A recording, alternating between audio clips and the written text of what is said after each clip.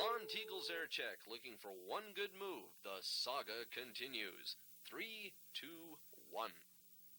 The crew stands for something in our teenage generation. Fellow, man.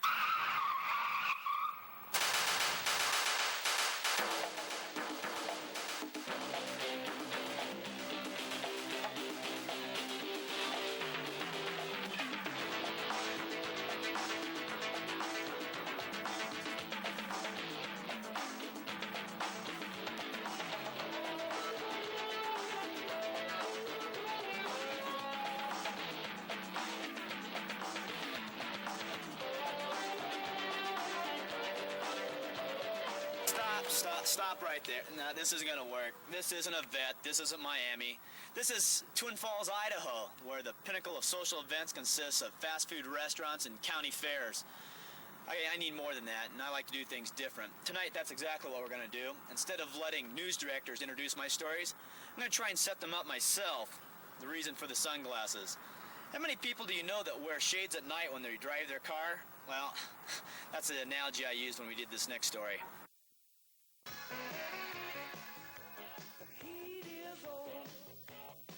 While the heat beats down, Magic Valley car owners are trying to beat the heat. Custom window tinting is the latest fad to hit the area. Both adults and young people are tinting their vehicles for a variety of reasons. It's mainly for the heat. In my car, it's a dark interior, so it gets pretty warm and I ain't got no air conditioning in it. Because everybody else does it to be cool. Custom tinting has become so popular that this week RC's Detail Plus brought in a professional tinting consultant to train its men on how to properly apply the film. Well, every film, doesn't matter how dark or how light, you can go with a clear film, and it cuts out the ultraviolet rays. So it is going to preserve your interior no matter how light or dark you go.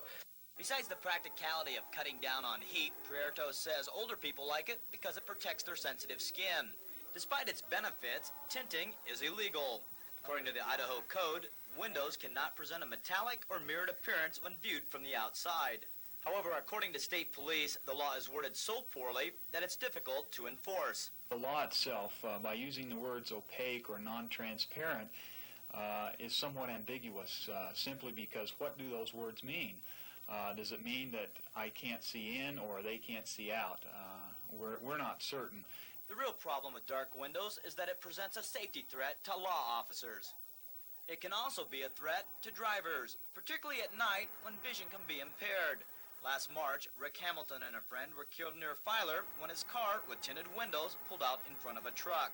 His parents believe the windows distorted his vision. I think that film did distort his vision. It made the lights of the truck appear smaller so that the truck looked further away. And I think he thought he could have made it, and he didn't.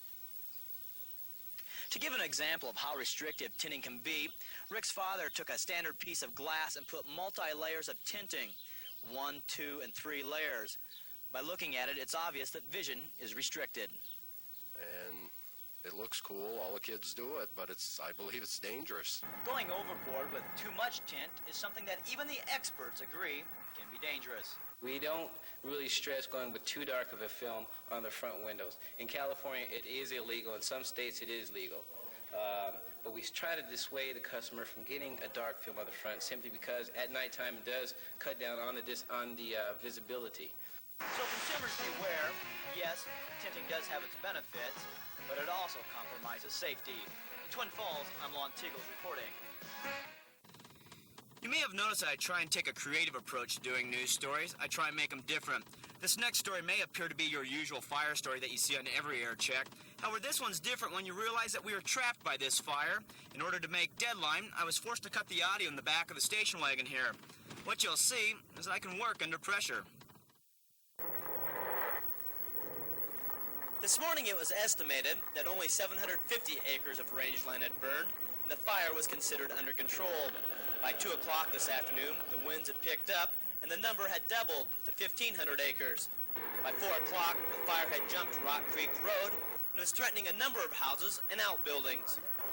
Because this dry grass in the bottom is just like putting gasoline on it. I mean, as far as the fire, once it hits it, why, these buildings are surely going to go. The fire began last night when a woman driving a pickup truck rear-ended a vehicle parked along Rock Creek Road. The vehicle she hit was carrying extra gasoline. Well, it started late in the night and it didn't burn too hot, and then when it got hot this morning, it just kind of got away in the canyon over there. The wind came up pretty good, just pushed it right up the canyon. The Bureau of Land Management brought in 40 men to fight this fire. Some of those men had had less than 12 hours of sleep before coming to the South Hills. That's because last week they were fighting fires nonstop in the Salmon National Forest. The heat factor was kind of hot out there, and it just kind of give us a lot of headaches out there, and just the fire and the smoke just breathe into you, and that's how we catch on the fatigue factor and all that. 2 bombers were kept busy dropping retardant on the fire, while a helicopter made numerous drops of water. A late afternoon thunderstorm did move into the area. However, it did more damage than good. A few raindrops of moisture did fall, but the storm kicked up strong winds, spreading the fire even faster. Firefighters would not make a prediction on when they may have the wildfire under control. For News Scene in the South Hills, I'm Lon Tegels.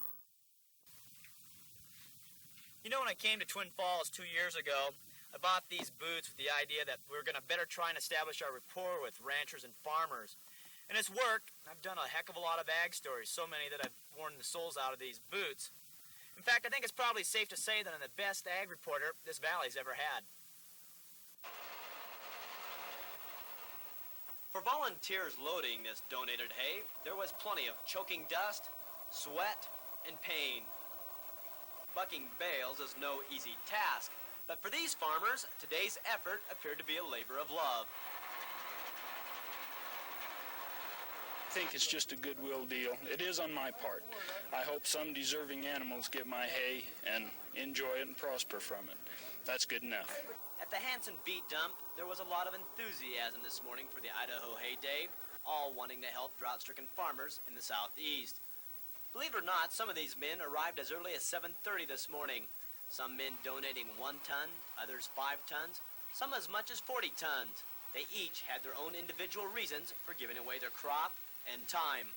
I went through several years just as I was a kid in Oklahoma, drought situations, and I would appreciate the hay. I mean, it's a privilege to do it. By mid-morning, there was a line of hay producers waiting here at the Hanson site, all with a little bit to donate. Now, to be fair, this was not an all-male effort. Colleen Warner of Kimberly knew exactly what she was doing when she drove up with her hay stacker. Well, my husband and I work with donations during the wintertime for elk and deer, and a lot of out-of-the-area people donate money during that time, and, you know, this is our life, so what do you do? To give an idea of how successful today's hay day effort was, before officials arrived this morning, there was already more than a half a boxcar of hay stockpiled from anonymous donators. As many as 100 people participated in today's hay effort, including the state's chief executive. Governor Evans was on hand for a little political haymaking of his own. However, the Senate candidate was not on hand as a spectator, but rather as a participant. He too donated a ton of his own hay and labor. They've lost their crops, they've lost their hay. Now we're neighbors. They might be 1,500 miles away, but we're still good neighbors, and we want to help in any way we can. By this afternoon, all 4 boxcars at the Hanson site had been filled with some extra left over. And nobody got a free ride. One of the people they put to work and had to roll up his sleeves was Lon Tegels. Lon, what was it like out there? Well, obviously it was a success simply from the standpoint that there was extra hay left over, and that'll work real well next week towards the Farm Bureau's hay day effort there. I talked to an official from the Farmers Hotline today, and he told me that 950 tons of hay have been collected so far. And that includes about 100 tons here from 3 sites in the Magic Valley. So they came very close to that 1,000-ton anticipated figure that they were shooting for. Yeah, they were real close. I think the thing that we got to remember is that none of it would have been possible without the help of the Union Pacific Railroad. I talked with an official in Pocatello today. He says they have 40 cars that will gather in Pocatello on Friday or Saturday. That they will go to Georgia. And maybe an interesting note that has just come out is that the Union labor crews have actually decided to donate their labor all the way to Georgia. So basically Union Pacific has picked up the cars and the labor. Well, no, the labor is actually being picked up by the union itself. All right. So that it doesn't cost them labor, simply the fuel. All right. Thank you for that report, Lon. You're probably wondering why you haven't seen a feature story yet. That's because I decided that the concept of this air check was feature-ish enough. Instead, I'd like to take the time to show you a community-involved story. These walls back here used to be covered with graffiti. Thanks to a series of stories I did, we helped clean that mess up.